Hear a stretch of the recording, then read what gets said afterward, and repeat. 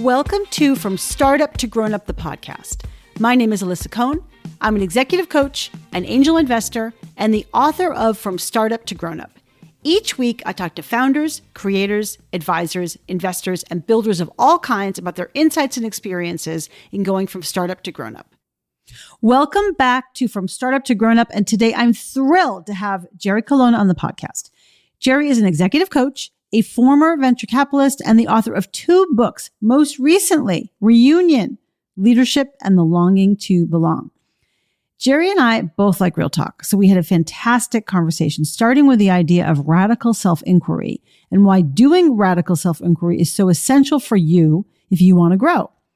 We also cover one of my favorite topics, the importance of giving people positive feedback, not just negative feedback, as well as tools to make sure you're doing that. We cover the distinction between honesty and vulnerability and why you should not seek to appear infallible as a CEO. We also talk about Jerry's upbringing, his own imposter syndrome and how he handles that, and some of the core principles of his new book, Reunion, including the idea of the interrelatedness of all of us and our stories. Very interesting discussion. You're going to love this conversation and gain some great insights and practical tools. So please enjoy my conversation with Jerry Colonna. Jerry, welcome to the show. I'm so excited to have you. Oh, thanks for having me. It's a delight to see you again. It's a delight to be here with you. Good. I feel the same way. I'm so excited to catch up with you. I really wanted to start with what I think, you're known for many things. You're an iconic executive coach and you're known for many things. But one thing you're really known for is this sort of operating system of radical self-inquiry. So I'd love to start there and hear, maybe you riff on and just talk a little bit about what is radical self-inquiry and why is it so important? Well, first of all, thank you. I don't know that I can accept being called iconic, but I'll take it as the compliment. Yeah. Yeah.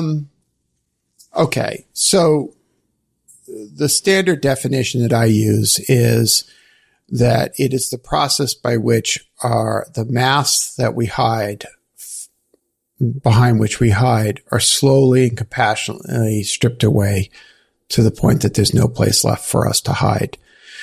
Now, how does this show up in coaching? And so let's unpack it a little bit. I call it radical because we typically tend not to do this work. We typically don't ask the kinds of questions that would be unlock questions.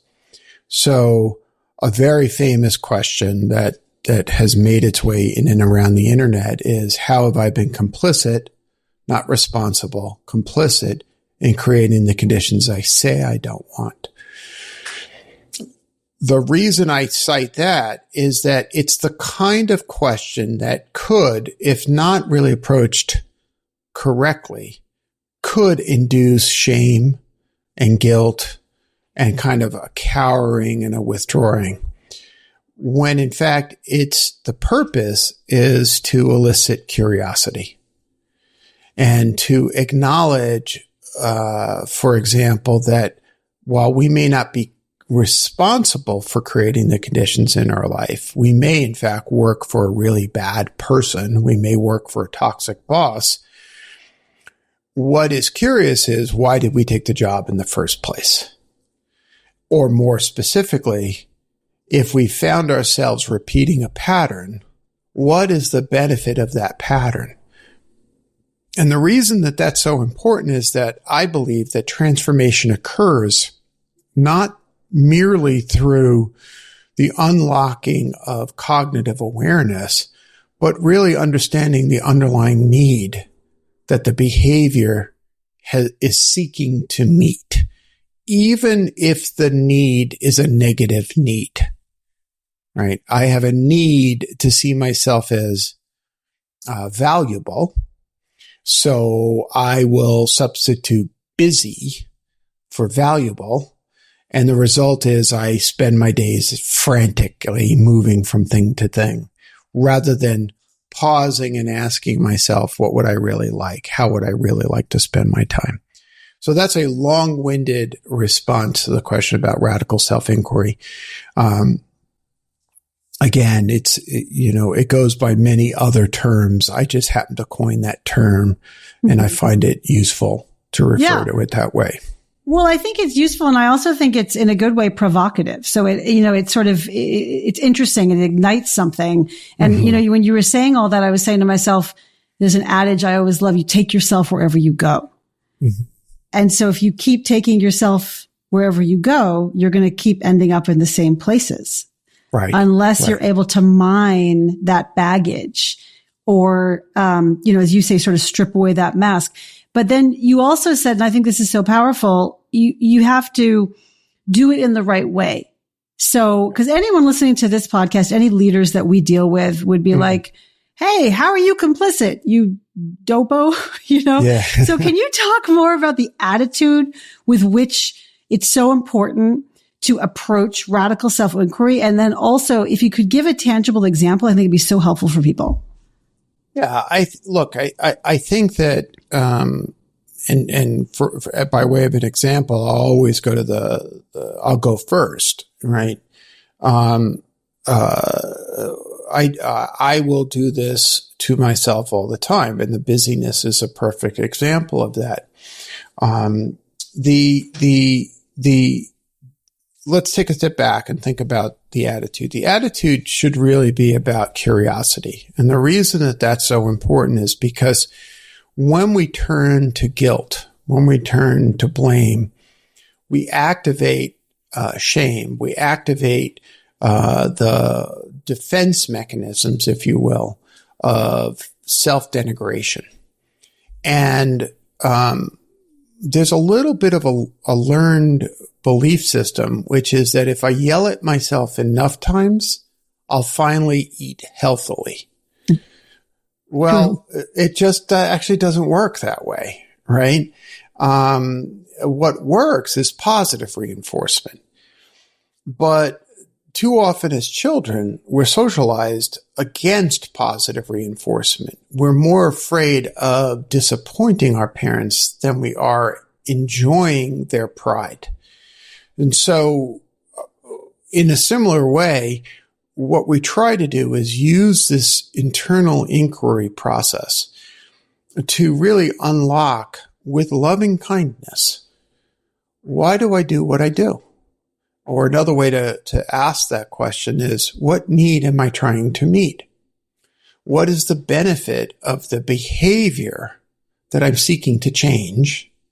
What is the benefit that behavior has met for me? And I'll give you a good example of that. A few weeks ago, I was with a group of CEOs, a portfolio offsite or a summit for a venture firm that I'm pretty close to. And we were talking about ways to be with their employees. And one CEO, a woman, raised her hand and said, relevant to the exercise I had just taken them through, so what you're saying is we're supposed to go for walks with our employees? And I said, well, yeah, because I'm a big fan of going for walks with people. So she sort of rolled her eyes and she said something like, well, that's not going to solve my problem. My problem is none of them can make any decisions without me. It's like, okay. So how many employees? 15. It's like, okay. And so they're really not capable of making any choices themselves. She goes, yeah, it's just terrible. So I paused and I said, well, who hired them? Yeah. And she smiled and just like, oh, well, I was like, okay. So I said, so a consequence of the hires you have made is that you're at the center of this whole complex and you feel trapped by it and you're exhausted and they don't understand you. She said, exactly.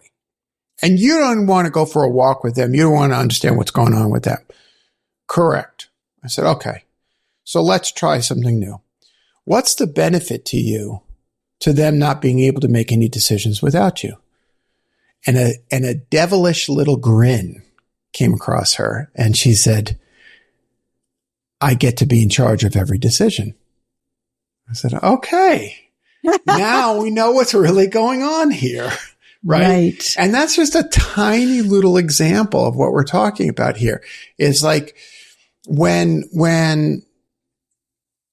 we as individuals see a situation that we don't like. And as leaders, we often see situations we don't like. What radical self-inquiry does is it encourages us to turn the lens inward and say, really, how has this served me? And is the benefit to this, does it outweigh the cost? Because almost invariably it does.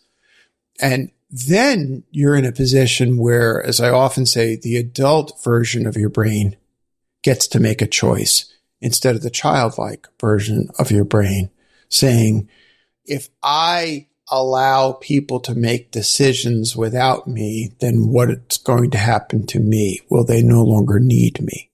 That's a childlike response in a leadership situation.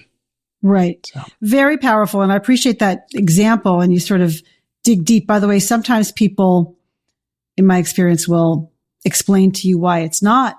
They're not getting any benefit out of it. In fact, it's angering them. So it's a few rounds of like going through that process until they sort of see what you just talked about. And then I appreciate that what you're saying is, and then the adult, the inner self, the adult of the inner self can come in. And I guess I'm curious, what do you see? How do people change from there? Because that insight is very, very powerful.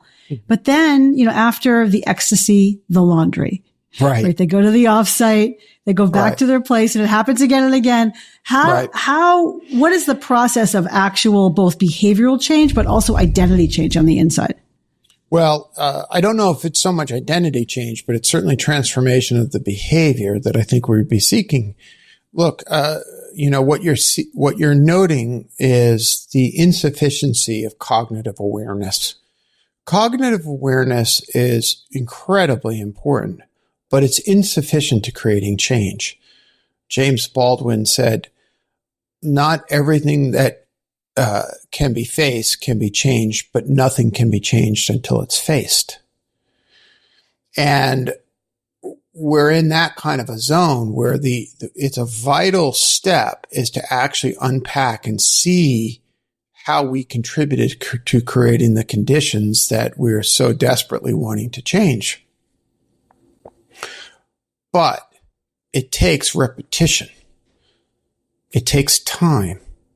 It takes compassion to self.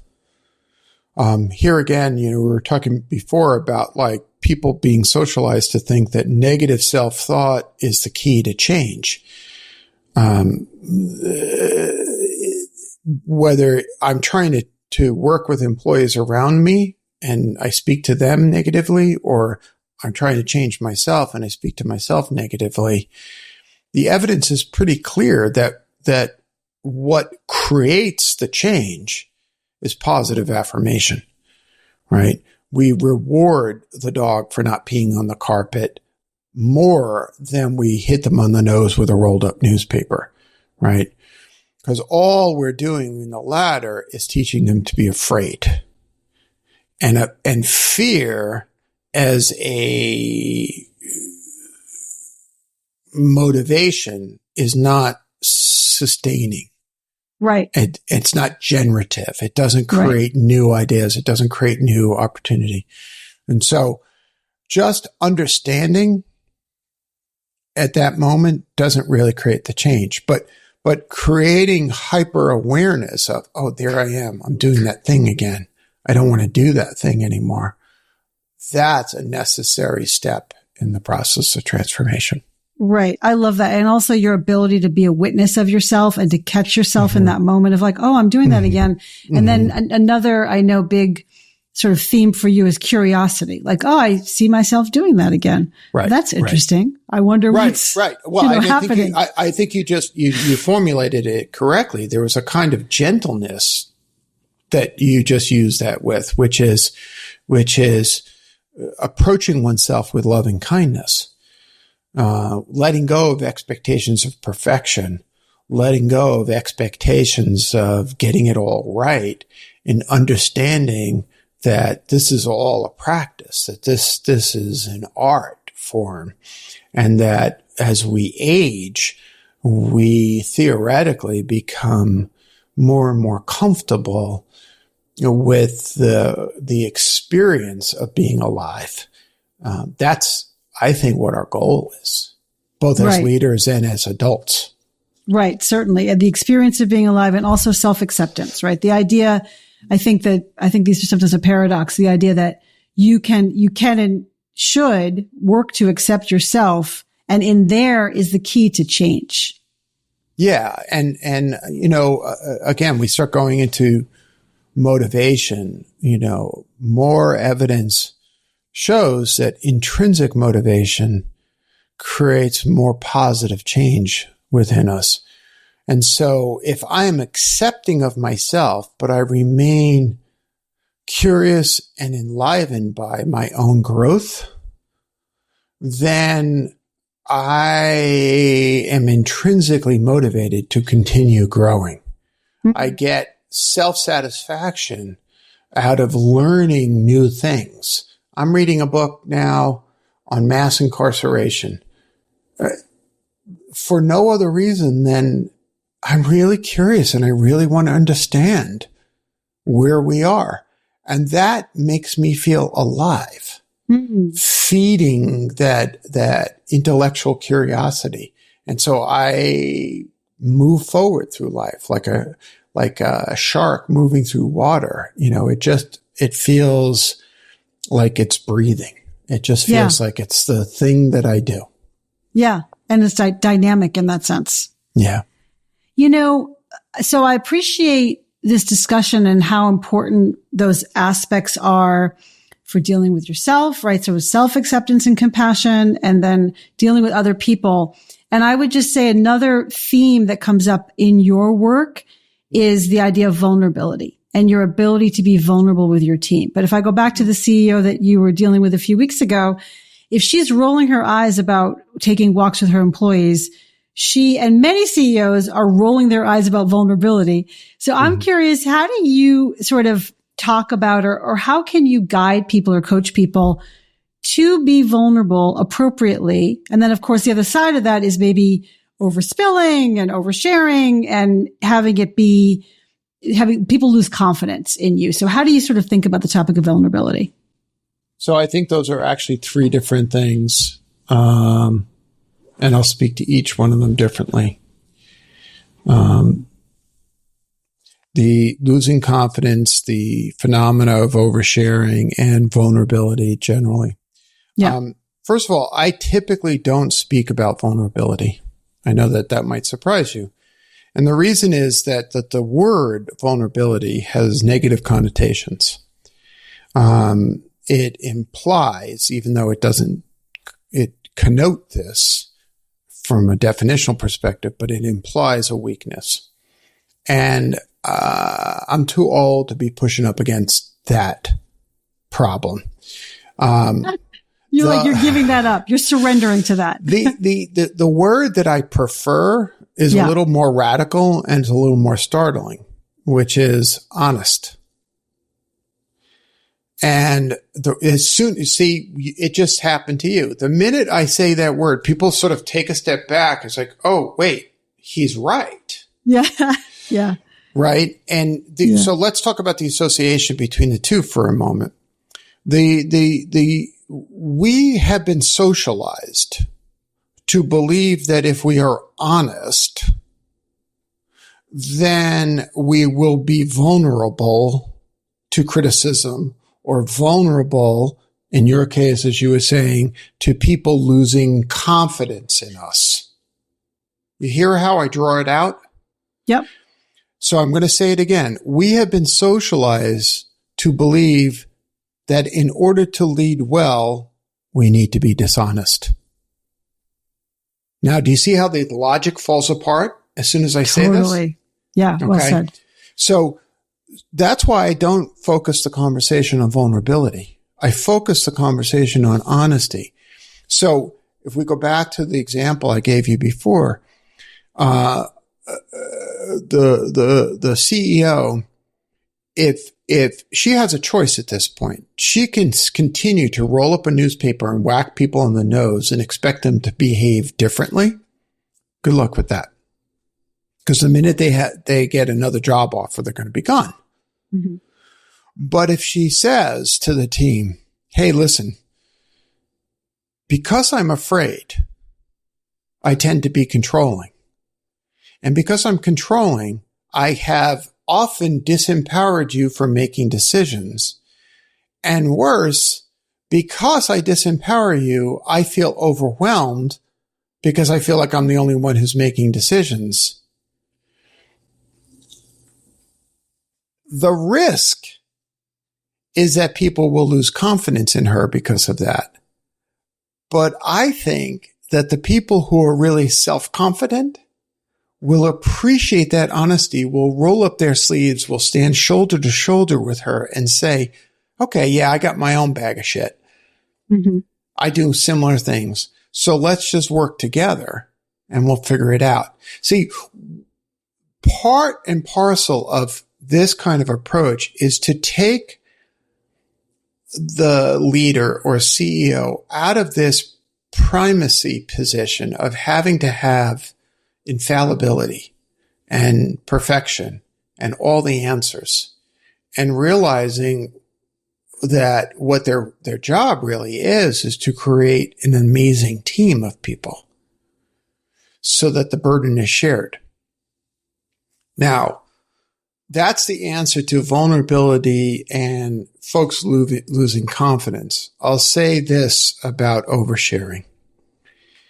In all the years that I have been doing this, the fear that I am going to be accused of oversharing is maybe the most pernicious fear.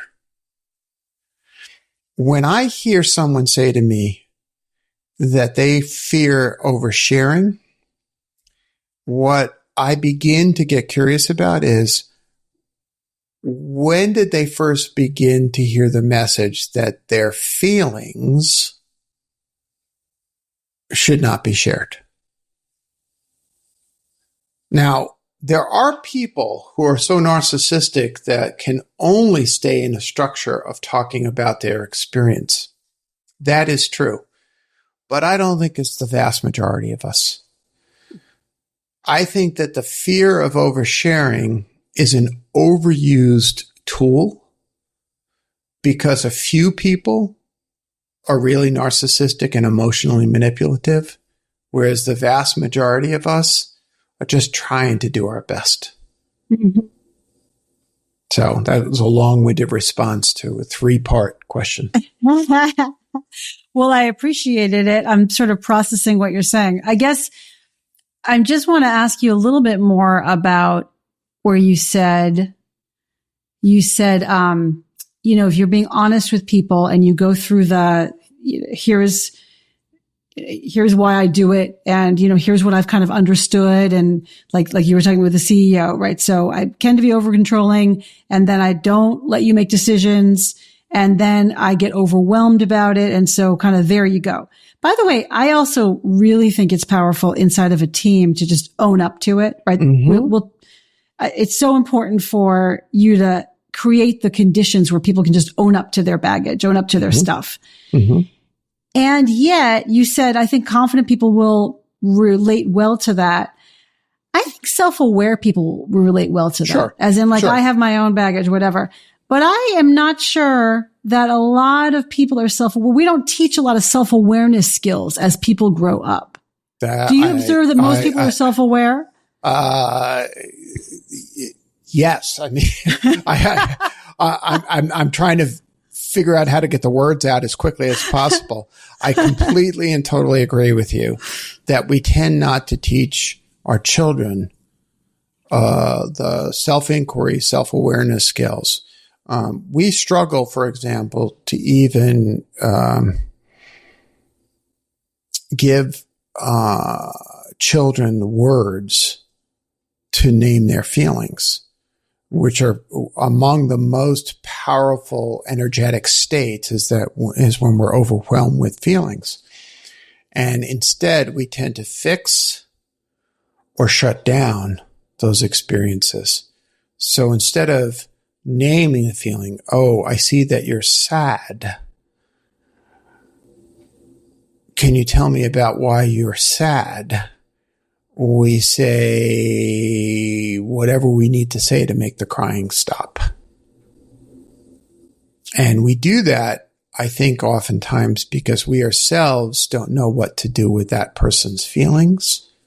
We don't know what to do with the helplessness that this other person's feelings may induce in me. And so we either fix it away or we shut it down. Right. It is true. That is the state of the world. And then we give those adults power. And then we wonder why we have toxic situations. Yeah. Exactly. And then we set every one of them loose in the workplace. That's right. Right? Bedlam ensues. Or our political communities, right? Right. I mean, yeah. Right. Yeah. For sure. For sure. So I'm curious if you we have a whole bunch of founders, of leaders, of coaches listening to this right now. Could you just riff on a few ideas if people are like, you know what? I need to improve my own self-awareness. I understand that. I want to improve my self-awareness, and I could see how beginning my own inquiry would be really helpful. And they don't have access to you or to me or any other coach. What kinds of suggestions do you have for people to do that independently? Well, there's one thing that I do in a lot of public talks. I will often make reference to an article Wired magazine did about me years ago. The headline of which was "This Man Makes Founders Cry." And then everybody's like, "Oh, okay, what does that mean?" All right. And Right. then I say, you want to know the secret to making people cry? And I turn around and I look them dead in the eye and I say, "How are you?" No, really, how are you? Like, don't fuck around. And the reason that unlocks feelings, whether it's tears or anger or overwhelm or joy, the reason it unlocks those things is because we often don't even ask that question of ourselves. So when I journal, as I do every morning, the first question that I ask myself is, how am I feeling? The first task that I do is I take an inventory. It might be physical, it might be emotional, it might be the things that were triggering for me yesterday. Now, why do I do that? It's literally about getting a fix on my life. Where am I? Imagine you're setting forth in the woods and you've got a compass and you've got a map and you find yourself suddenly feeling like you're lost. Well, if you haven't started the trip by looking at the map and knowing where you began and where you're intending to go, you will be lost. And so that's that capacity to check in with oneself is absolutely essential. Mm-hmm. Now, let me ask you a question. Okay. What stands in the way of people knowing how they are doing? Well, I think what stands in the way is out of habit of touching into it. That's one thing. Like lack of habit of touching into it, lack of practice, therefore, in feeling, identifying it, lack of even asking the question, lack of, increased busyness. And so they don't ask the question. I think all those things get in the way. What could be the benefit to a person of not asking that question? How are they complicit in the conditions? Yeah. Sure. Well, you don't want to feel it. You don't want to know how you are. Right. And you may have even grown up in an environment where, because we don't know what to do with the feelings, we actually don't talk about feelings. Yeah. So we sweep them all under the rug. Right. We don't talk about it. We don't talk about the fact that mom is depressed, or we don't talk about the fact that dad is an alcoholic, or we don't talk about the fact that, our family lineage comes from a place that suffered through pogroms. We don't talk about any of these things. We don't talk about, the uncle who lost a fortune and then therefore killed himself. It just sort of bubbles beneath the surface again and again and again. And because we don't talk about it in a family structure, then we have power. We're in a CEO position. We hire a coach and the coach says, well, I can help you, but can you tell me how you're feeling? It's like, I don't even know how to answer that question. Well, your employees are asking for empathy. Can you ask them how they're feeling? I don't even know how to ask that question. Right? So, yeah. You're right. I was pulling a radical self-inquiry process here. It's really critically important. You asked, how do we develop and cultivate that self-awareness? One of the really crucial questions to ask is, how has it benefited you to not go there? Yeah. More often than not, it's a feeling of safety. Yeah. Because if I go there, I don't know what's going to happen. And if I don't know what's going to happen, all hell is going to break loose. And I'm barely holding it together right now. Yeah. I think that's so true. And you were just sort of talking about childhood and all the different secrets that we don't talk about in childhood that are going on in the house. And I think, to me, all secrets, all roads lead to shame. Yes. And the the shame is there are other uncomfortable things, but shame is so uncomfortable. That's so you right. want to cover that up and mask it. That's right. That's right. That's why vulnerability is so frightening, right? It's actually the shame that lies behind it. That's why I try to turn that on its head and say, oh, we're being less than forthright because we're trying to protect something. And then the really unlocked question is, does it need protecting anymore? Yeah. Or is the habit so ingrained that we don't know how to do anything but keep that secret? Right. Right. It's right. I think that, and then habits, that's the whole thing. It's like you do this thing, you're not even aware of it, and then it just becomes a habit. And then when no one's asking. So to your point about asking, how are you? No, really, how are you to somebody or to yourself? Actually, that breaks the habit because nobody's asking that question. That's right. Everyone's just like, how you doing? It's not important. That's exactly right. Or at least we're sending the signal that we don't care. Right.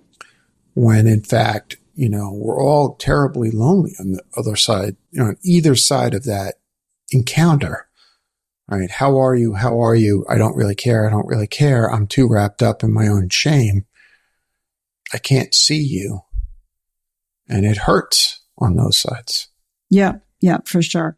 And so I think I'd love to ask you at this point also about another topic that you've talked about and that I think is linked to all this, which is the shadow. The shadow side of individuals. What is the shadow and how does that show up inside of leaders, inside of people? So the term comes from Carl Jung, who described the part of our psyche in which we put the unacceptable parts of ourselves. And the unacceptable it's often associated with negative parts of ourselves, but it could be the positive parts of ourselves. What do I mean? So, we might be naturally strong leader. We might, kind of see clearly what people need, but, because we were socialized as children, that speaking up might have been a demonstration of our ego. We might toss that positive quality into the shadow and then try to get the leadership material to operate by working around and through other people. So positive intent resulting in emotionally manipulative behavior. That's when the stuff that's in our shadow starts to call the shots. Mm-hmm. And we start operating in a less than fully authentic and fully honest way. And there are a million examples of that, but I'll just stop with that. Well, can you give one sort of specific example and follow that through? I think that'd be really helpful. Aside from what I was just saying about the positive. So, and just, right. And, and also just like follow through how that changes. Right. So there's another thing might be, that,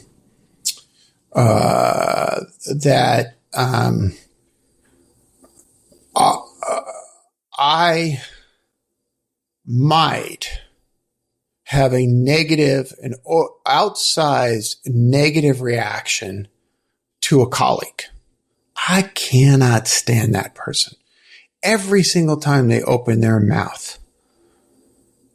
And what's really going on is that their loquaciousness or their eloquence or their ability to speak up and be heard is something I envy. Something that I wish I had inside of me. And it's so unbearable. This state of mind is so unbearable that I start to act out of the shadow and I start to undercut that person, or I start to talk behind their back, or I start to gossip about them. And what's really going on is that the root of it is disown parts of myself. I'll give you another example. In Reboot, my first book, I talk about a client who came to one of our boot camps and was complaining constantly about what he called as his pain in the ass SOB head of sales, who was so greedy and he just drove everybody crazy. And finally, one day on day 3, we were talking about this very topic. And I asked him to talk about the greed. And I asked him a set of questions that what unlocked in him was an experience he had where he was desperately poor. He was a teenager. He had run away from home. He had an abusive childhood, and he found himself hungry and cold and addicted to alcohol underneath an overpass in the South, in Atlanta. And what I had helped him see was that, because I had asked him the question, well, who hired this SOB? Right. And what I helped him see was that his unconscious had found an ideal person to live out that part of himself that was unacceptable, the greedy part of himself. And in taking it back, what we did was we transformed it from a negative, greed, to a wish that everybody in the organization would have enough food. And that the purpose of the company was, in fact, to create prosperity for everybody. And that was a way to sort of take back that which had been tossed into the shadow, his greed, manifesting in this really toxic situation, so that it then can be transformed into a positive, and the positive being, let's lift all the boats. Let's raise the tide. Let's have a great experience. Right. That's a good example. I love that example. And you said transformed, and I would also just say it feels to me like also integrated, that you can integrate that shadow side. Sure. Yeah. Sure. That's beautiful.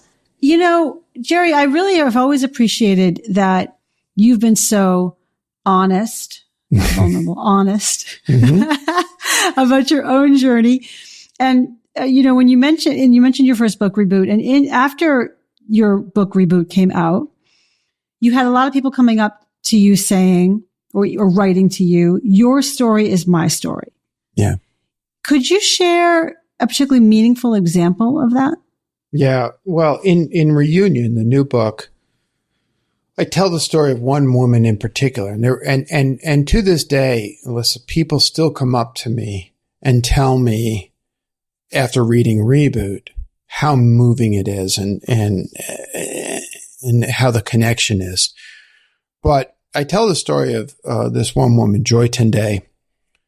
I was doing a book reading for Reboot in Dublin, and it was a room full of, not surprisingly, white people. Most of them had blonde hair and blue eyes, and except for one woman. And that woman was Joy Tenday. Joy is a Black woman, and she sat in the very front row. And she was very studious, taking a lot of notes as I was speaking and reading from the book. And at the very end of the talk, she came up to me, and I was, you've done public talks. You're a little bit like exhausted, and your eyes glaze over, and you're like talked out. But you're being kind, and you're listening, and you're connecting, and you're appreciative of people coming and all that. Anyway, I was in that state, and she starts telling me that that there was one thing that I had talked about that she really resonated with, and this notion of early parentification, of being forced into adulthood at an early age. And I was sort of nodding along, and she said, yeah, my father died when I was 13. And again, sad, but a story I've heard before. And then she pauses and says, on Robben Island. And that sort of blew me away. And I looked at her and I said, where Nelson Mandela was held? And she said, yes.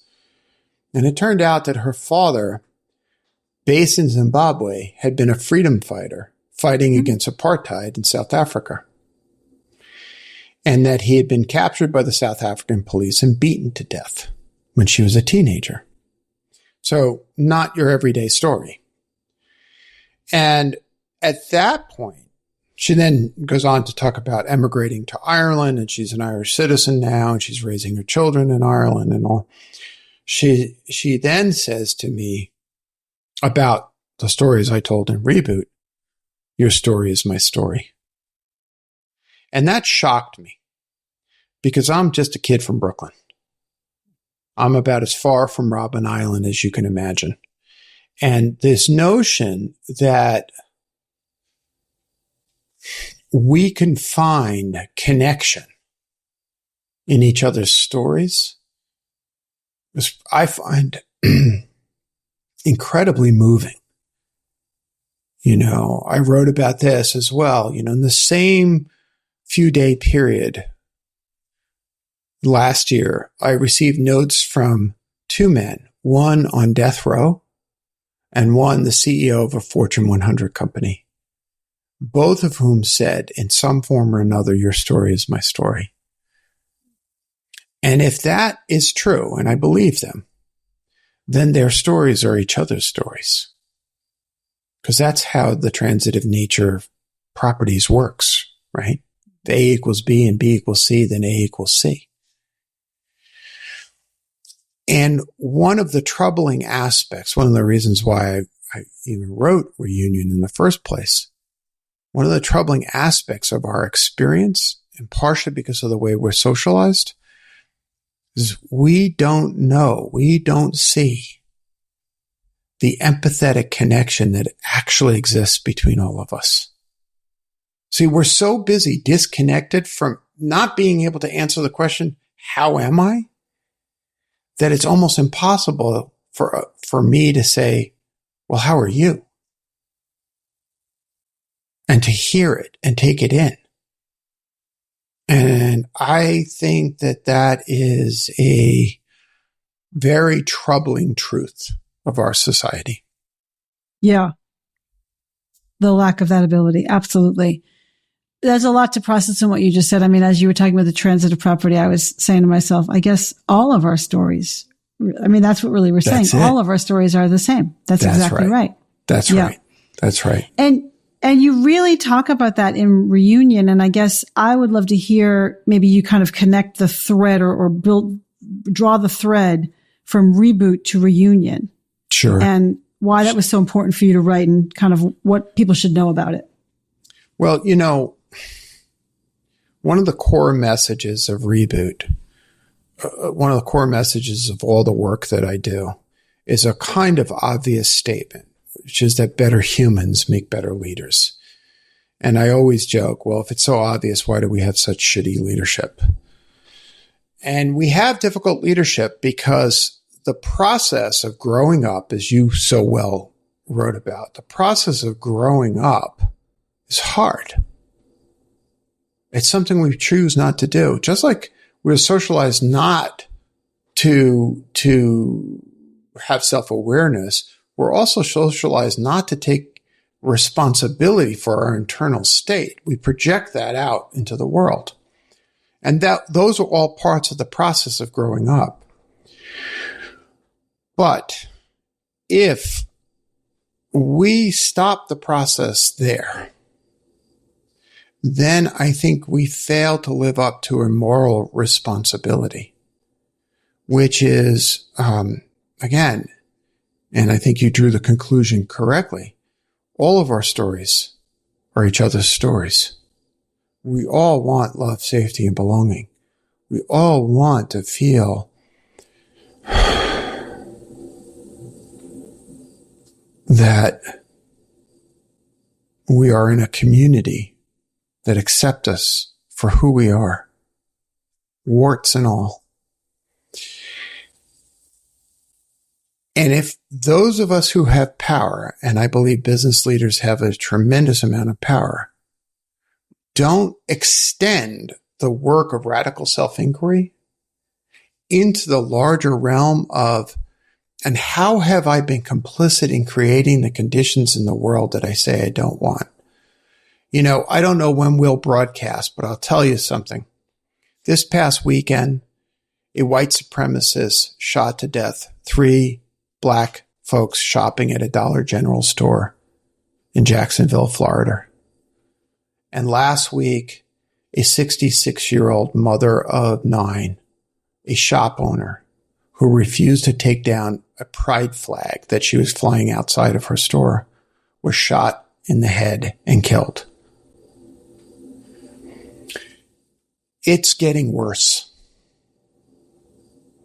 And the impulse that we have, just like the impulse that we have as business leaders to worry about oversharing or to worry that people are going to think we're weak and therefore not follow us, the impulse that we have as leaders, as business people, is to say, that's not really our realm. But it's the realm of your employees. If it's not the realm of your children or your neighbors. And just like your story is my story, we live in an interdependent, interbeing world. And so my neighbor's burden is my burden. It is my responsibility. Not solely, not exclusively, and not necessarily my responsibility. But it is my obligation to do something, to try. Yeah. Yeah. We have this, sort of this phrase in Hebrew, lo alecha hamlecha ligmor. It's not your job to finish the work, but you have to get started. I actually quote that in chapter 7 of the book. It is a powerful concept. It's a powerful wisdom teaching that encourages us to look past whether or not we have the capacity to heal the world and to do the work anyway.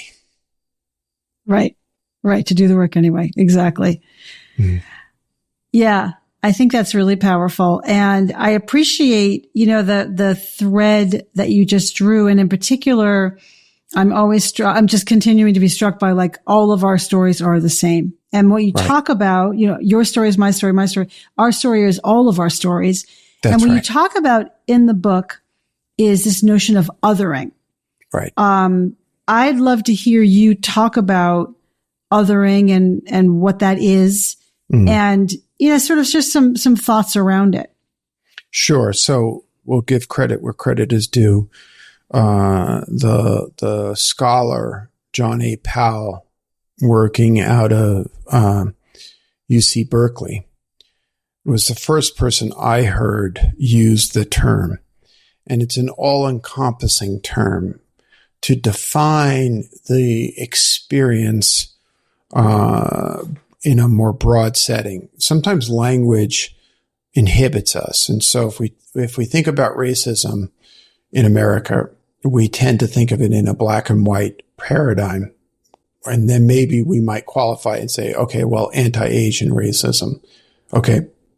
But then there's a nativism and an anti-immigration feeling and an anti-Semitism and an transphobia and homophobia. And is there a way to really describe this experience that is broader than all of those terms? And I think that word othering is a very, very powerful word, because it implies breaking the bonds implicit in your story is my story, that we are all connected, interconnected in some way. Even as our stories are different, they are still also the same. And when we make another person the other, more often than not, we make them a threat, and then we dehumanize them.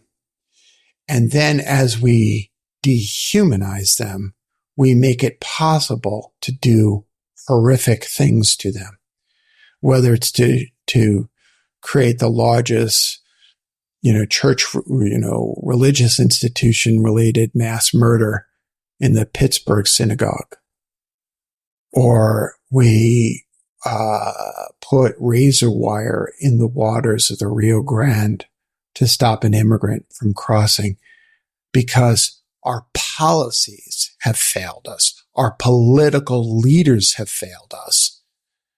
And so children leave bits of flesh on razor wire. Okay. This is not the world I want to leave my children and grandchildren. This is an immoral, inhumane world. And I think it is our responsibility to lean against this kind of othering, and to use what power and privilege we have to create a sense of what I refer to as systemic belonging. Mm-hmm. So that we can all sort of relax into feeling loved and safe. I think this is critical. Yeah. So I have a kind of a macro question and a micro question. I think I'm going to start with a macro question. If you think about the world, like you're just saying, and I hear you on everything you say, and you wrote this book and really talked movingly about how important all these topics are. And I know either in your book or I heard you say somewhere that your daughter said to you, it's not enough to be an ally. You have to be a co-conspirator. What should people do in the world, in the macro way, to be co-conspirators in building the kind of world that we all want to be part of? Well, let me ask you a question. So you reached, I'm imagining, you said, if I remember correctly, we have a saying, and you quoted the Hebrew. Yeah. So who are the we? Who's the we? Yeah. For me, it's we Jewish people. And also I have to say the tribe I belong to is my youth group tribe, where I learned that expression. Yeah. Okay. That's who we are.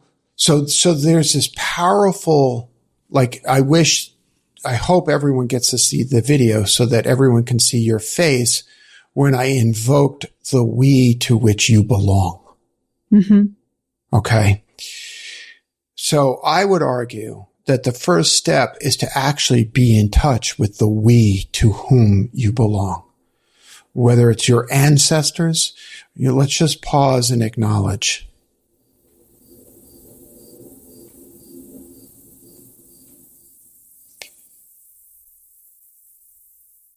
The pogroms. Because the pogrom was not limited to just the Holocaust Day. And so the Jewish people have been othered and continue to be othered and continue to be singled out every day. True. Even in the United States, even with the projections of power that may be placed upon people. Okay. From that place, evoke the empathy and realize that in different ways, the same inhumane, dehumanizing experience is happening all around us. And from that place, from your ancestors, call up the wisdom and the courage and the strength to say, it is wrong to treat this person, to shoot this person because of who they love and how they love. It is wrong to deny them civil rights or human rights. It is wrong to deny them health care. See, if we can reunite, that's why I use that term reunion. If we can reunite with the true experience of those who came before us, we can access something glorious, strength and wisdom. And then we create this greater sense of unity. Mm-hmm. You know, in the book, I quote a poem by Bell Hooks, and it closes the book in a way. And she wrote, "When angels speak of love, all things are union and reunion. There is no end to paradise. There is no end to separation." I mangled the quote, but you get the point. Mm-hmm. And I think there's wisdom in that. Yeah, that's beautiful. It's beautiful. And I especially appreciate that it's like, in order to honor your ancestor, like the sort of who you come from, like your people, like you're allowed to have your people. Yes. And you can take all that, your peopledom, into the world and use that, which feels like a difference, but actually that is the point of the power that lets you reune with other people. That's right.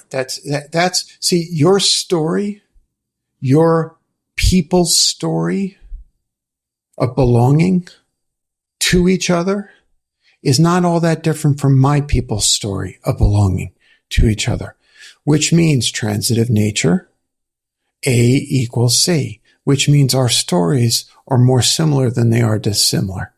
And even though our individual experiences are different and those differences should be honored, the underlying connection, to my mind, fosters a deep and profound sense of empathy.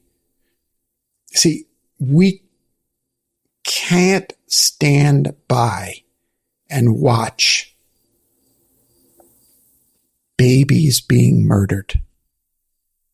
And literally, it has come to that. Mm-hmm. Yeah.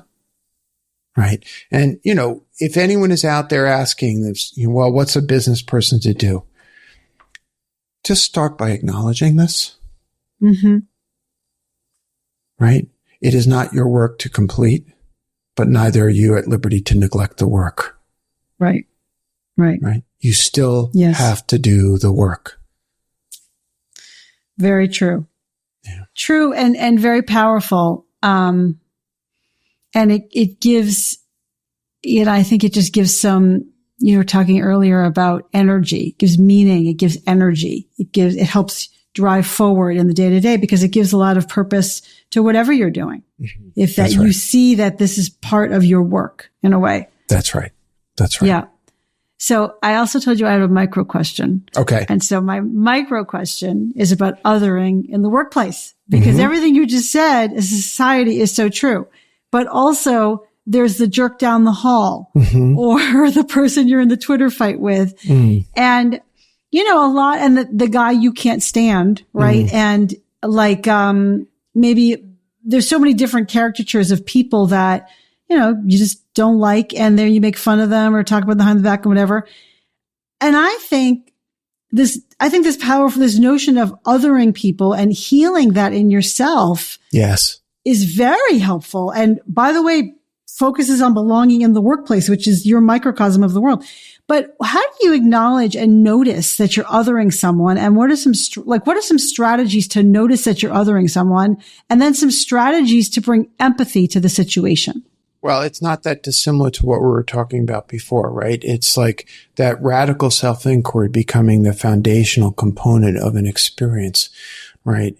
I would argue it's a foundational component of being an adult. So when I look at how I respond to this person, am I willing to ask a question like, what part of me have I projected into them such that I can have an over-the-top reaction to everything that they're doing? Okay. Now that is an initial first step in an othering process, right? That's a first step in dismantling the structures. It might come from, the way in which I was socialized to approach a concept of race. Or it might be the way I was socialized to approach a concept of gender, right? When and you and I encounter thousands of examples of this, but imagine the ways in which in male-dominated environments, women's voices are silenced. What is the patriarchal structure that exists behind that?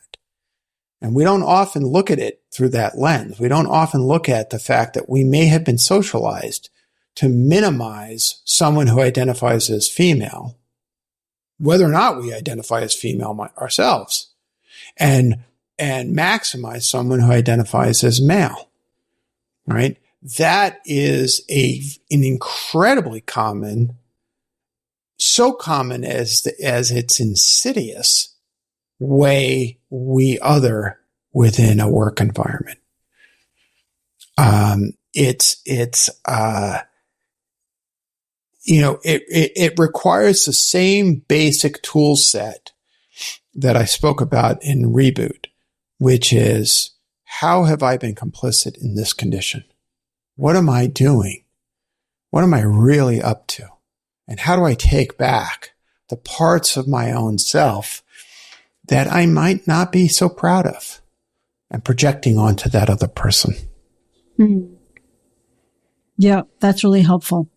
It comes back to radical self-inquiry and your willingness. It's like the expression, I know Tim Ferriss has said it and others have said it, your life will be as good in direct proportion to the number of uncomfortable conversations you're willing to have. But that's also with yourself. With yourself. Right? That's right. Right. That's right. Right. I think that's so powerful. Jerry, just a few more questions. I like to ask people on my show about imposter syndrome, because that's a topic that has a lot of resonance. Have you ever experienced imposter syndrome or severe self-doubt? Sure. Every time I sit down to write a book. So only twice then? No, you're assuming that's the only time I've ever sat down to write. Sure. All the time. I mean, I'm leaning into a difficult topic. And so I'm leaning into that, and I experience that right now. But I also have a different relationship with that part of my personality. And in that way, what I do is I see it as a protective voice that's trying to keep me from humiliation and shame. And when I hear those voices of self-doubt come up, and I am in my best self, what I can do at that point is tell that part of my psyche to stand down, that the risk isn't there, that even if someone doesn't like, say, my book, I was actually just saying this today, not every song that Bruce Springsteen has written is something I love, but I still love Bruce Springsteen as a musician. Right. And so I can take that in and realize some people are going to like Reboot. Some people are going to like Reunion. Some people are going to like both. Some people are not going to like one or the other. And that's just a fact. It's not a threat. And I think that that's another construct that can sort of ameliorate somewhat and mitigate that feeling. That's great. That's just a fact. It's not a threat. Mm-hmm. That's very good. It's a good little pithy saying. I appreciate that. Jerry, what do you wish you had known earlier on your journey?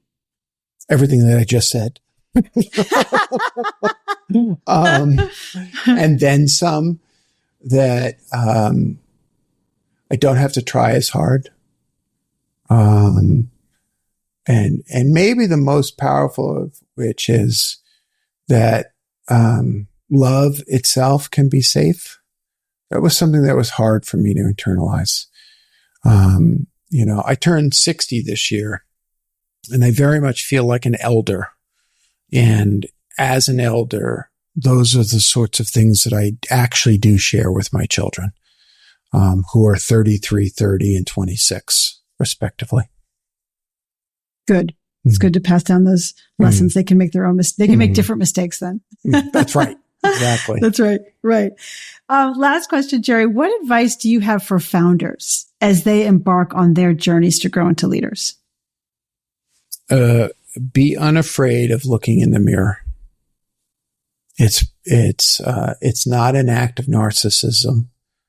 It's not a self-indulgence to really look at one's own self and one's own self-development as part and parcel with one's own leadership development. That's why better humans make better leaders. Love it. Beautiful. Better humans make better leaders. I want to say thank you so much for joining me today. It was such a pleasure to have you. Thank you, Alyssa. It was really a delight speaking to you. No kidding. It was really fun. Thank you. Yeah. I appreciate that. I want to say to everybody, please pick up a copy of Reunion, Leadership, and the Longing to Belong. Thanks again, Jerry. Thank you. Thanks for listening to From Startup to Grown Up. If you like what you heard, give it a review on Apple Podcasts so other people can find it. And if you know of a founder or someone else who is meant to be on this podcast, drop me a line through my website, alyssacone.com.